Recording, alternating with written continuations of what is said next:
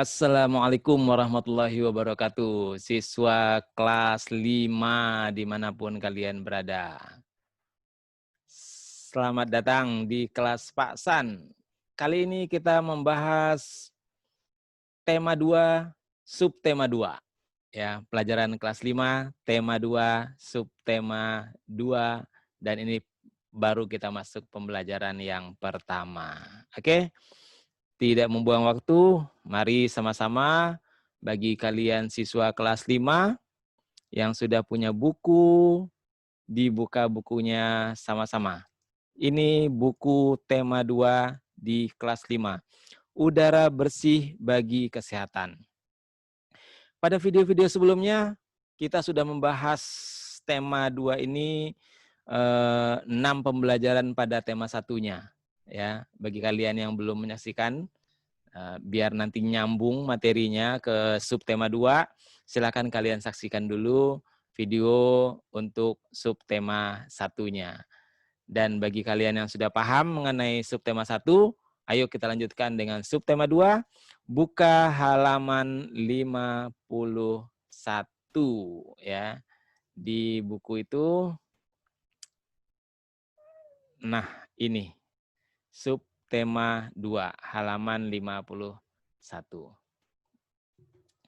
Oke, untuk subtema 2 ini kita akan membahas tentang pentingnya udara bersih bagi pernafasan. Nah, pentingnya udara bersih bagi pernapasan. Ada gambar di sini, gambar ilustrasi. Kalian perhatikan ini ada Edo, ada Dayu, ada Siti lagi pulang sekolah nih. Ya, lagi pulang sekolah. Tapi kemudian ketika melewati jalan raya yang ada di daerahnya, ketika perjalanan pulang, kendaraan bermotor asapnya hitam-hitam ya. Nah, apa sih yang terjadi kalau seperti itu? Mereka sudah menutup hidung tapi tetap aja pasti akan terhirup ya. Oke, kita baca. Siang itu Siti, Dayu, dan Edo berjalan bersama sepulang sekolah. Ya, kelihatan kan mereka pakai baju sekolah di sini. Nah, mereka berjalan sepanjang tepi jalan raya. Tiba-tiba sebuah mobil melewati mereka. Mobil itu mengeluarkan asap tebal dan hitam. Udara sekitarnya pun langsung berwarna kelabu.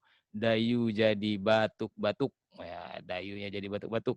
Siti dan Edo segera menutup mulut dan hidung mereka. Kita berhenti dulu sebentar, teman-teman. Ya, pinta Dayu kepada Siti dan Edo. Baiklah, kita berteduh di bawah pohon rindang itu saja. Jadi kemudian mereka berteduh di bawah sebuah pohon yang rindang. Nah, Dayu, Siti, dan Edo lalu berjalan menuju pohon rindang. Mereka berhenti sejenak di bawah kerimbunan daun pohon itu. Dayu menengadahkan kepalanya lalu menghirup napas. Segarnya udara di bawah pohon ini. Aku tidak batuk-batuk lagi, kata Dayu. Nah, oke. Dari kisah tadi, yang di sini, mengapa Dayu batuk-batuk? Ya, mengapa Dayu batuk-batuk? Iya, karena menghirup udara kotor, udara yang tercemar, udara yang mengandung asap kendaraan bermotor. Nah, kemudian yang kedua, mengapa kita merasa nyaman saat berada di bawah pohon rindang? Ya, mengapa kita merasa nyaman saat berada di bawah pohon rindang? Diskusikan jawaban kedua pertanyaan di atas bersama teman-teman sekelasmu. Ya, pada pembelajaran sebelumnya sudah kita bahas ya, bahwa pohon rindang ya, daunnya itu melakukan proses fotosintesis atau fotosintesa. Pada proses fotosintesis itu terjadi pembentukan oksigen ya. karbon dioksidanya diserap oleh daun, lalu dengan bantuan sinar matahari terbentuklah oksigen. Oksigen itu kemudian dilepas ke udara. Jadi udara di sekitar pohon yang rindang akan terasa lebih segar dan nyaman. Oke ya, itu. Nah, kita langsung masuk pembelajaran 1. Untuk pembelajaran 1 ini nanti terkait bahasa Indonesia dan IPA ya. Jadi ada 2 mata pelajaran yang terkait dengan pembelajaran 1 di subtema 2 ini. Oke? Nah, kita lanjutkan. Dayu batuk-batuk saat menghirup udara bercampur asap kendaraan bermotor. Tadi sudah kita bahas. Sebaliknya, saat menghirup udara di bawah pohon rindang, Dayu merasa nyaman. Nah, udara di bawah pohon rindang terasa segar, sedangkan asap kendaraan bermotor menjadikan udara kotor. Udara kotor menyebabkan gangguan pernafasan, makanya kemudian jadi batuk-batuk. Nah, sebenarnya ada banyak faktor ya, tepatnya sih ada 3 faktor yang menjadi penyebab gangguan pernapasan. Nah, ini. Berikut faktor-faktor penyebab gangguan pernafasan. Ya. Apa saja? Pertama adalah faktor fisik. Ya, ini faktor penyebab gangguan pernapasan, faktor fisik. Kemudian ada faktor penyakit. Dan yang ketiga adalah faktor lingkungan. Ya. Nah, bagaimana faktor fisik bisa menyebabkan gangguan pernafasan? Ya, fisik artinya organ pernafasannya belum sempurna. Misalnya seperti ini nih. Ya, bayi yang terlahir prematur ya, lahir sebelum waktunya, masih 7 bulan, 8 bulan misalnya sudah terlahir. Jadi belum sempurna ya, organ pernafasannya juga belum sempurna. Makanya di sini memerlukan alat bantu pernapasan. Jadi ini adalah faktor fisik. Jadi fisik dari organ pernafasannya membuat kemudian terjadi gangguan pernapasan. Itu faktor yang pertama. Faktor yang kedua, penyakit. Ya, penyakit juga bisa menyebabkan gangguan pada pernapasan. Ini contohnya, influenza, ya, pilek, ya, meler hidungnya karena virus flu, ya. Nah, kemudian asma juga, ya, saluran pernafasannya yang tersumbat, bronkitis, kemudian ada emfisema, dan juga ada kanker paru-paru. Ini adalah contoh penyakit yang bisa menyebabkan gangguan pada pernapasan. Nah, faktor lain adalah faktor lingkungan. Ya, tentunya lingkungan yang kotor. Ya, jadi kita bernafas menghirup oksigen. Kalau lingkungan kotor, misalnya karena asap kendaraan, asap pabrik, asap rokok, ya. Bagi yang merokok tuh jauh-jauh, ya jangan mendekat. Nah, kita juga yang nggak ngerokok, jauh-jauhin tuh yang merokok. Ya, oke. Nah, karena itu tidak hanya mencemari udara, juga bisa merusak organ pernafasan kita. Ya, nah, udara tercemar menyebabkan ketersediaan oksigen menipis sehingga kita merasa sesak saat bernapas. Itu faktor lingkungan yang menyebabkan gangguan pada pernapasan kita. Oke, kita sudah membahas itu.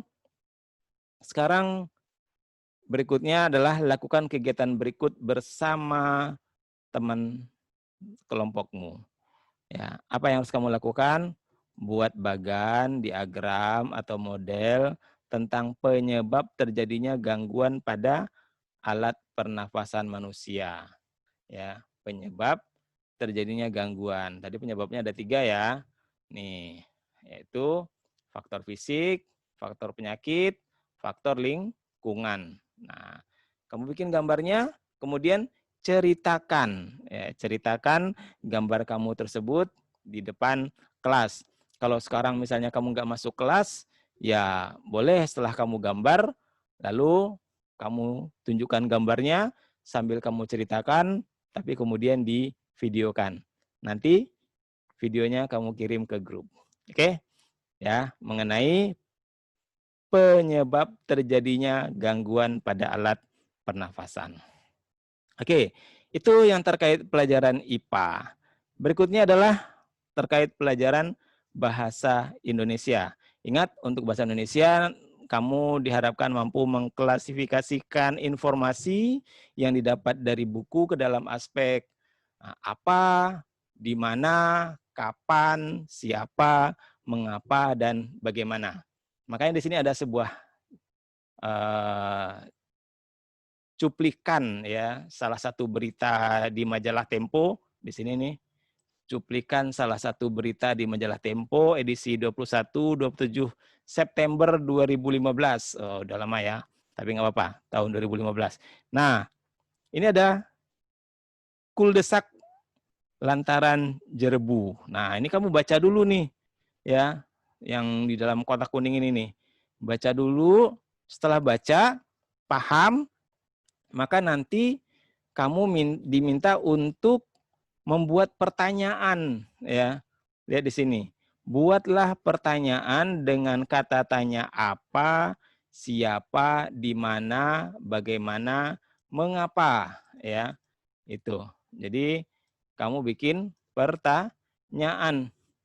Setelah bikin pertanyaan, ya, setelah buatlah pertanyaan, kemudian tuliskan jawaban dari pertanyaan tersebut.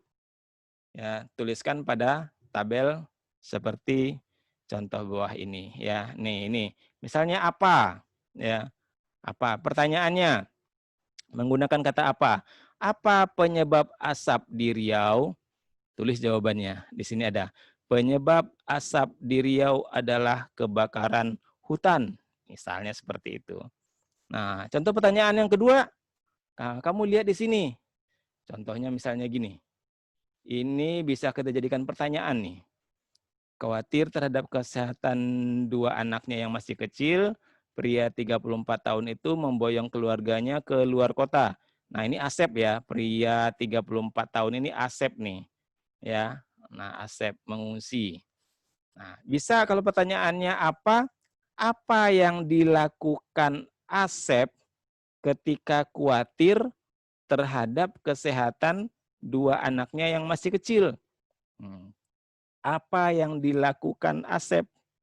Ya, apa yang dilakukan Asep? Berarti yang dilakukan Asep adalah memboyong keluarganya ke luar kota.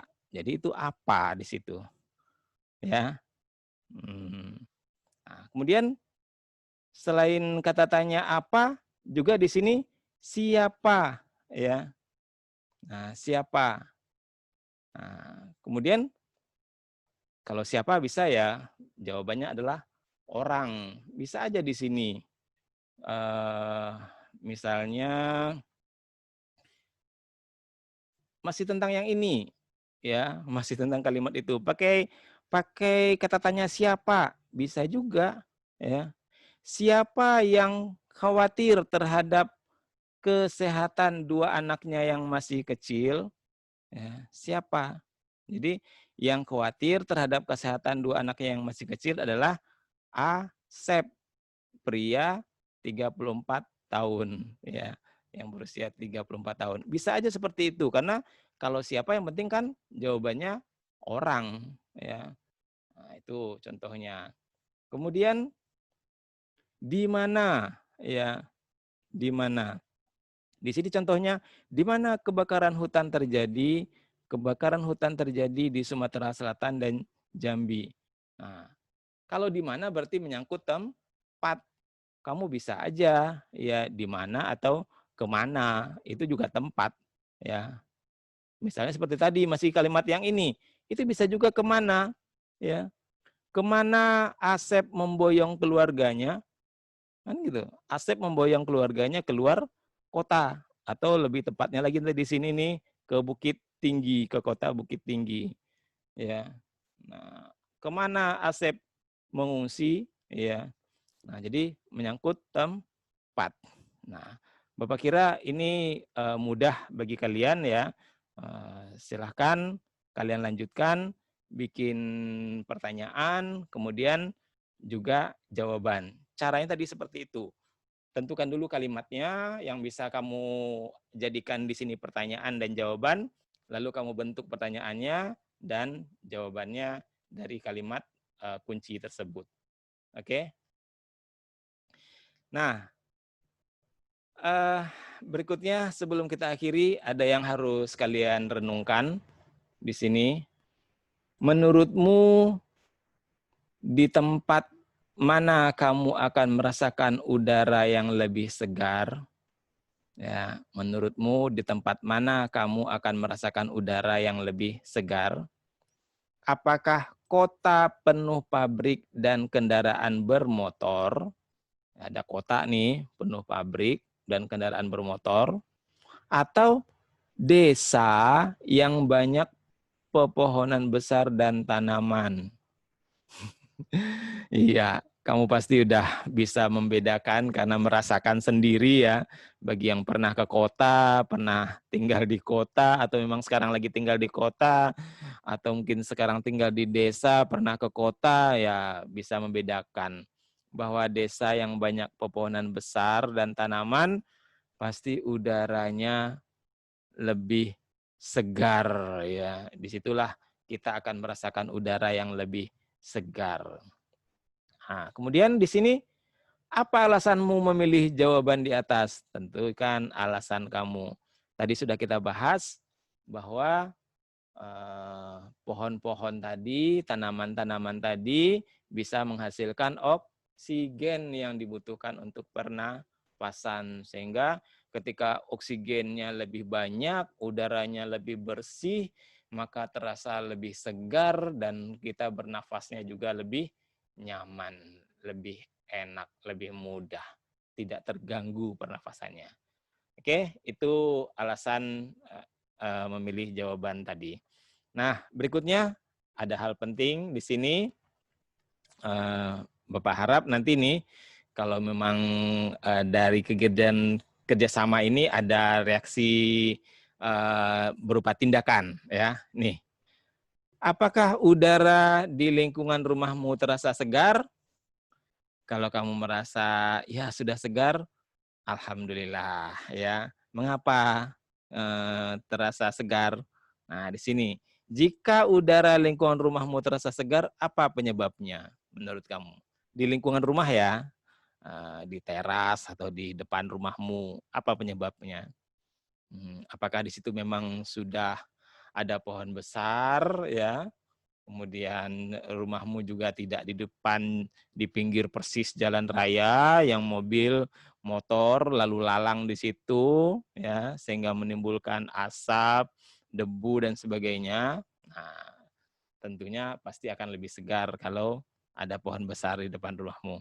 Nah, jika udara lingkungan rumahmu terasa kurang segar, kamu merasa kurang segar nih, apa penyebabnya? Ya mungkin nggak ada pohon, panas ya. Ya, kemudian juga berdebu, ya. Kemudian mobil, motor juga lalu lalang depan rumahmu karena di pinggir jalan persis, ya. Nah, itu menyebabkan rumah, ya lingkungan udara lingkungan rumah menjadi terasa kurang segar. Nah, kalau ini terjadi, ini yang kamu rasakan, ya, udara lingkungan rumahmu terasa kurang segar. Apa yang harus keluargamu lakukan supaya udara di lingkungan rumahmu terasa segar? Ini harus ada upaya nih, ya. Diskusikan dengan orang tuamu. Ayah, kayaknya lingkungan rumah kita nih udaranya kurang segar, ya. Tidak ada pohon di depan rumah, misalnya. Tadinya ada pohon tapi tidak dirawat akhirnya mati ya, nggak ada yang nyiram, cuek aja, ada yang iseng juga motes-motes rantingnya, daunnya, akhirnya mati misalnya pohonnya. Nah, apa upayanya? Misalnya, yuk kita nanam pohon di depan rumah. Oke, lakukan itu kerjasama dengan orang tua. Ini akan sangat bermanfaat buat lingkungan ya. Tentunya juga buat diri kamu sendiri, juga buat keluarga, ya. Oke, Bapak kira ini yang bisa kita bahas pada kesempatan ini, pembelajaran tema 2, subtema 2, pembelajaran yang pertama. Oke, Assalamualaikum warahmatullahi wabarakatuh. Semoga bermanfaat.